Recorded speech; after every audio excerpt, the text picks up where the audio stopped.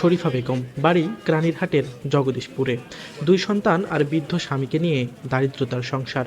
স্বামীর সামান্য রোজগারে চলে না সংসার, তাই মৌসুমী ব্যবসা হিসেবে পথের ধারে চিতই পিঠা তৈরি করে টিকে থাকার চেষ্টা। কিন্তু এ আয় স্বপ্ন দেখানোর মতো নয়। নিজেকে স্বাবলম্বী করতে শরীফা বেগম এবার এসেছে রংপুরের স্বাবলম্বী পিঠা মেলাতে। এখানে পিঠা শুধু খাবার নয়, এখানে পিঠা হয়ে উঠেছে নারীদের ঘুরে দাঁড়ানোর গল্প।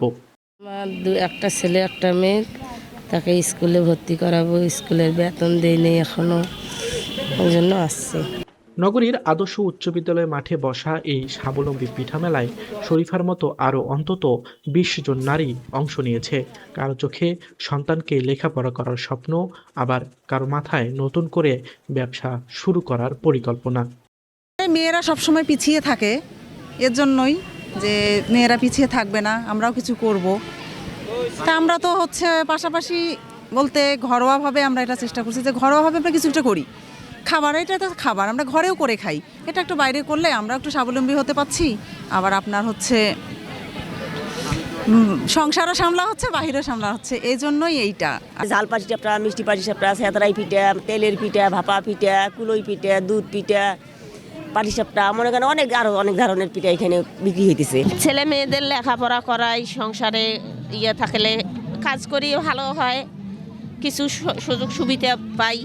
স্বাবলম্বী পিঠা মেলার আয়োজকরা বলছেন, মেলা থেকে যে অর্থ আয় হবে তা পুরোটাই দেওয়া হবে এই ছিন্নমূল ও অসচ্ছল নারীদের হাতে। আমাদের মেলাটা আসলে স্বাবলম্বী পিঠা মেলা এই জন্য বলা হচ্ছে, কারণ আমাদের এখানে অন্যান্য পিঠা মেলার মতো না, এটা সম্পূর্ণ নিজেদের অর্থায়নে করা হচ্ছে। অন্যান্য পিঠা মেলায় হয়তো স্টল ফি দিতে হয়, আমাদেরটাকে সম্পূর্ণ বিনামূল্যে। এবং এখানে পিঠা বানানোর জন্য যে যত সামগ্রী আছে, যেমন চাল ডাল, তারপরে তেল যত কিছু আছে আর কি, চুলা, সব কিছু আমরা দিয়ে থাকি। এবং এনারা যে খালারা এখানে কাজ করছেন, এনাদের ভালোবাসার শ্রম দিয়ে কাজ করছেন।